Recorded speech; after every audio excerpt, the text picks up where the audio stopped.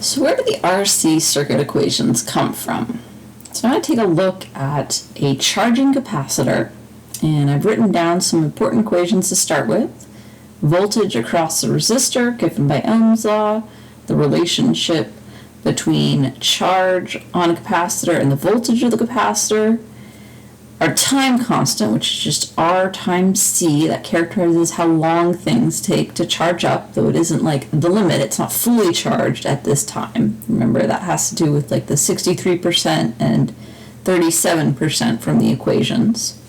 The maximum charge that's ever going to be on the battery is the maximum voltage we can get, which is the voltage of the battery.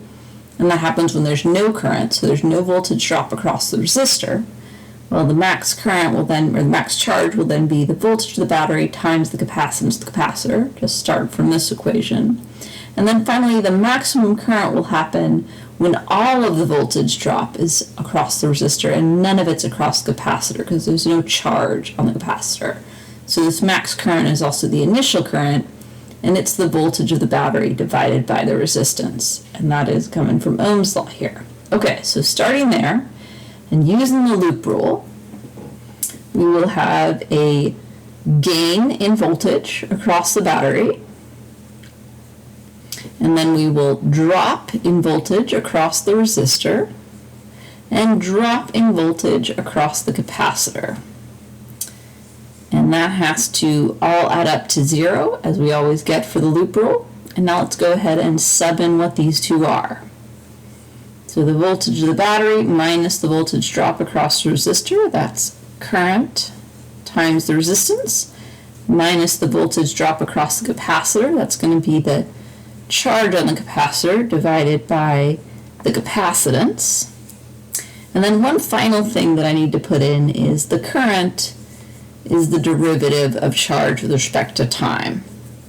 So I'm going to wipe that out and put in derivative of charge with respect to time. Okay, and now that I've got it written like this, everything that's a capital letter is a constant. Voltage of the battery, the resistance, and the capacitance.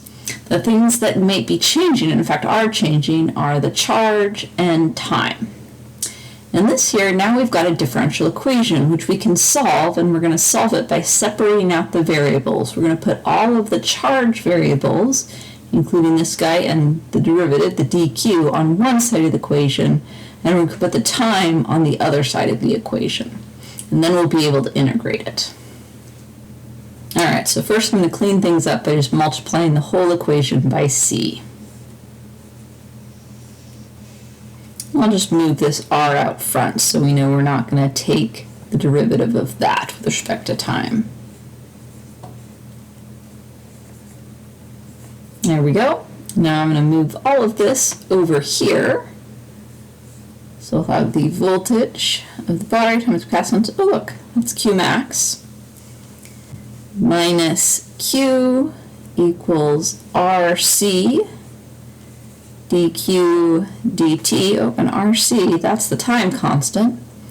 Okay, and now I'm just going to multiply this by dt and that by dt. This looks a little sketchy, but it is actually 100% fine. I'm not being very careful about showing when I'm taking a limit. And then I'm going to divide this by on both sides of the equation. So over here I'll have dt, and over on the other side I'll have RC dq over the voltage of the battery times C minus Q. Okay, so now I've got T on one side and only Q on the other side, so I've separated out my two variables. And next, now we can integrate, but we have to be a little bit careful about the limits. So Q and T are now integration variables, and if I go from my 0 to the initial time, I can do something similar over here, but over here my integration variable is going to be Q, and the limits should be the charge down here. How much charge is on the capacitor when T equals 0? Well, if we're charging the capacitor, it starts with no charge. So we're going to put in 0. And I want to emphasize that my integration variable Q is 0 when T t prime is 0. So these two limits are the charge and the time at the same point.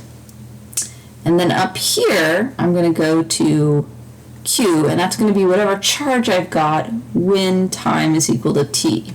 So the top limit is my charge is q when my time is t, and that's really important. We're doing different variables, but we're matching the limits here. Okay, so then if I do that, this side just integrates to time.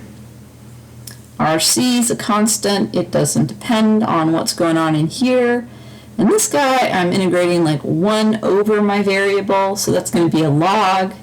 And q has a negative in front of it, so I'm going to negative here, and that'll be negative ln of bc minus q prime, and we're going to evaluate q prime from 0 to q. All right, so now I'm going to erase things so I can go ahead and write this up and have a little more space to continue. All right, here's where I left off. I'm going to divide by negative RCT. In fact, I'm going to go and switch that out for tau.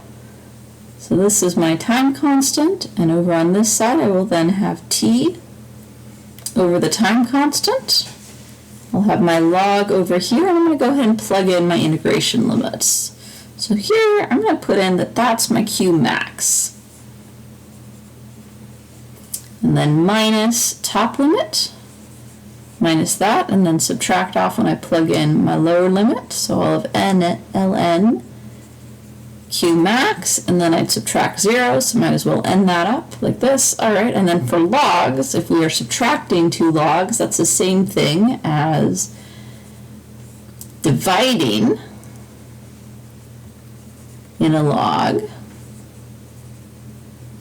So there we go, and I'll have negative t over tau on this side. And now what I actually want is an equation for q. So I need to isolate q here, and I can undo this natural log by putting everything in exponent of e. And those two will cancel, and I will have e to the negative t over tau equals q max minus q at whatever time I'm looking at, all over q max, multiply q max by both sides of the equation.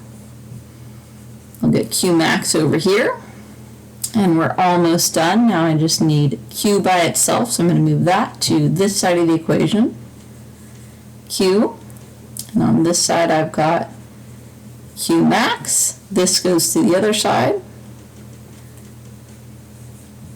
q max e to the negative t over tau. Or I can pull the q max out front and get q max 1 minus e to the negative t over tau. So there's my charge equation for the charge on the capacitor. Just what we got. You can see that it is an exponential that starts at 0. When we plug in t is 0, this thing becomes negative 1. 1 minus negative 1 is 0, so no charge at the beginning, just like we should expect. And then it exponentially grows up, or sorry, it doesn't exponentially grows up, it grows up like 1 minus an exponent, like that, to this maximum charge. All right, so there's our charge equation. Now let's get the current equation.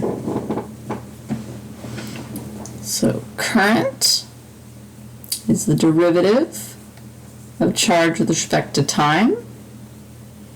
So that is our maximum charge. The derivative of 1 is 0 because it's a constant. And then we get a negative derivative of e to the negative t over tau. That is negative 1 over tau times e to the negative t over tau. And simplifying this out, that goes away obviously. These negative cancels, and we will get current is q max over tau times e to the negative t over tau, and q max is the voltage of the battery times the capacitance, and tau, the time constant, is the resistance times the capacitance. So we can cancel out the capacitance there. And then we got the voltage of the battery over the resistance, but that's Imax. the maximum current that it has at the beginning of the whole process. So there is our equation for current. Next, let's go ahead and get voltage on the capacitor. But voltage on the capacitor is the charge over the capacitance, just from this guy right here. We've rearranged it a little bit. So here we just take this equation, plug that in for Q, we get Q max over C, all times 1 minus e to the negative t over tau. And let's plug in what Q max is. It's the voltage of the battery times C, but then the capacitance will cancel, leaving just the voltage of the battery. And so the voltage on the capacitor is the voltage of the battery times this guy, which means we'll be slowly growing up to this limit voltage on the battery. So that is how you get the equations for a charging capacitor. And now that you know how to do it, you can go ahead and try this out for a discharging capacitor using the same method to go ahead and get the equations for the current, the charge, and the voltage on the capacitor.